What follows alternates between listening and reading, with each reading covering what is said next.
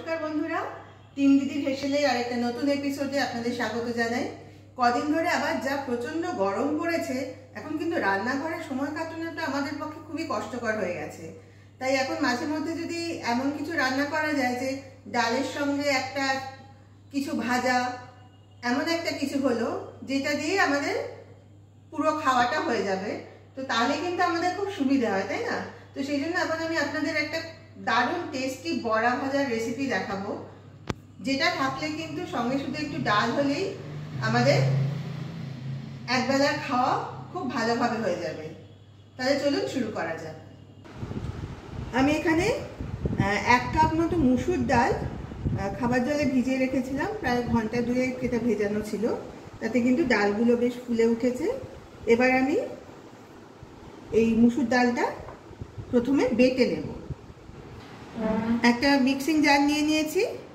এবার আমি ডালটা জল থেকে ছেঁকে এই জারের মধ্যে দিয়ে দেব, তারপর কিন্তু মিক্সিতেই বেটে নেব। আপনারা চাইলে অবশ্যই শিলনোড়াতেও বাটতে পারেন, তবে আমি মিক্সিতেই বাটছি।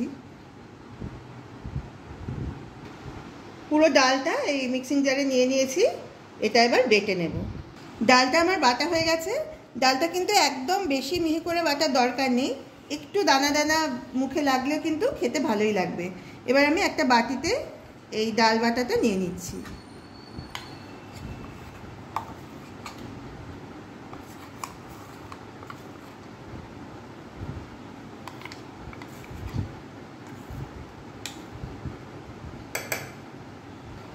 পুরো ডাল বাটাটা আমি বাটিতে তুলে নিয়েছি। এবার এটা একধারে সরিয়ে রাখলাম।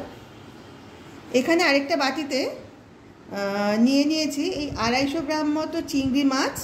মাছটা আগেই ভালো করে ছাড়িয়ে ধুয়ে রেখে দিয়েছিলাম। এবার এই চিংড়ি মাছটা আমি ওই মিক্সির বাটিতে দিয়ে এটাও বেটে নেব। আমি চিংড়ি মাছটাও বেটে নিয়েছি। এবার এই চিংড়ি মাছ বাটাটা আমি ডালের মধ্যে দিয়ে দিচ্ছি।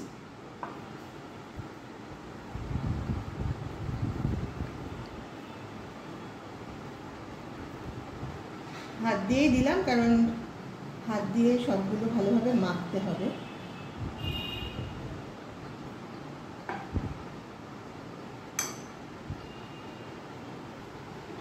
চিংড়ি মাছের বাটাটা ডালের মধ্যে দিয়ে দিয়েছি। এবার এখানে আমি 2টো ছোট পেঁয়াজ এইভাবে কুচিয়ে কেটে রেখেছিলাম, সেইটা দিয়ে দিলাম। আর এখানে 5টা মতো কাঁচা লঙ্কা কুচিয়ে রেখেছিলাম, সেটাও দিয়ে দিচ্ছি। লঙ্কাটা আপনারা আপনাদের পছন্দ অনুযায়ী কম বেশি করতে পারেন, যে যেরকম ঝাল খেতে পছন্দ করেন সেরকম দেবেন। এবার এর মধ্যে দিচ্ছি সামান্য হলুদ গুঁড়ো,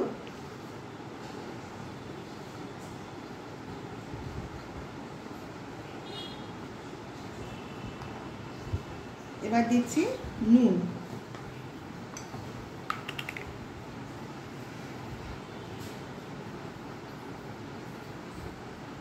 ছোট চামচে 1 চামচ দিলাম, তারপরে আর সামান্য একটু দিয়ে দিলাম।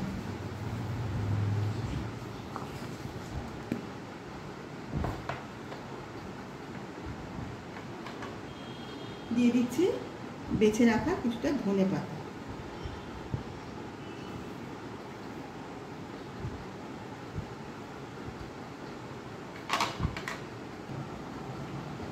এবার আমি এই মিশ্রণের মধ্যে দিয়ে দিচ্ছি 2 চামচ বেসন।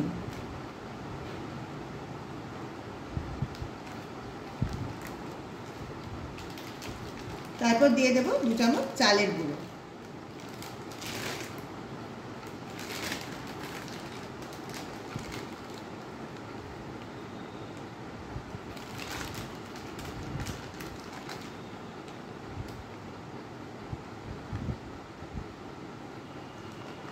এইবারে আমি সবটা হাত দিয়ে খুব ভালোভাবে মেখে নেব।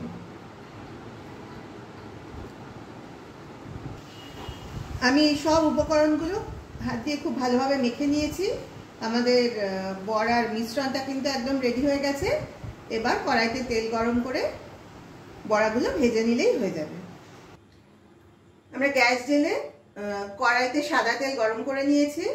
এবার আমরা একে একে বড়াগুলো তেলের মধ্যে ছেড়ে দেব।